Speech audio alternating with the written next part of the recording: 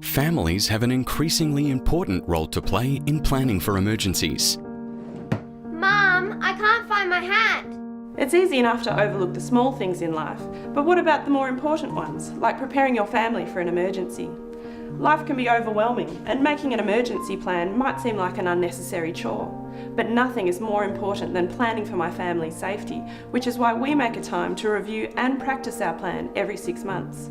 Whenever we change the clocks for daylight savings, we review our plan. Creating and reviewing your emergency plan should involve the entire family.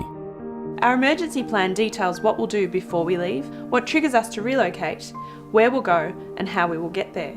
On severe weather days, don't forget to check the Vic Emergency website or the Bureau of Meteorology website, and make sure your phone is fully charged.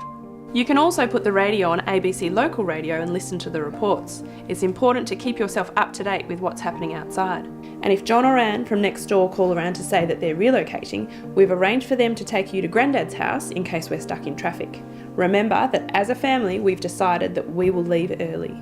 It's also important to keep the family's mobile numbers and other important numbers somewhere easily accessible, like the fridge. You may not remember, but our emergency plan helped us to know what to do when the floods came through Kuwirup a few years ago.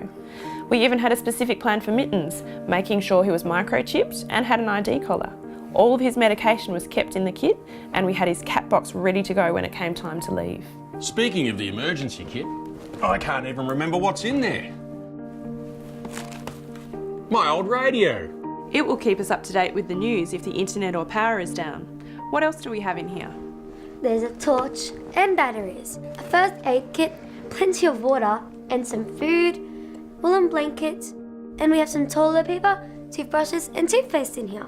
We also have photocopies of some documents, such as our will, birth certificates, insurance details, and passports in here. That's some of the basics to get us ready. If the time comes, we'll also need to add medication, change of clothes, strong shoes, our mobile phones with chargers, and make sure we have our cash and credit cards with us. We also have a USB stick with all of our important photos. We keep all of our relocation items together, so it's quick and easy to pack the car and go. Being prepared helps you and your family cope in an emergency. Planning can be simple and should involve the entire family. Plan ahead and practice your plan every 6 months.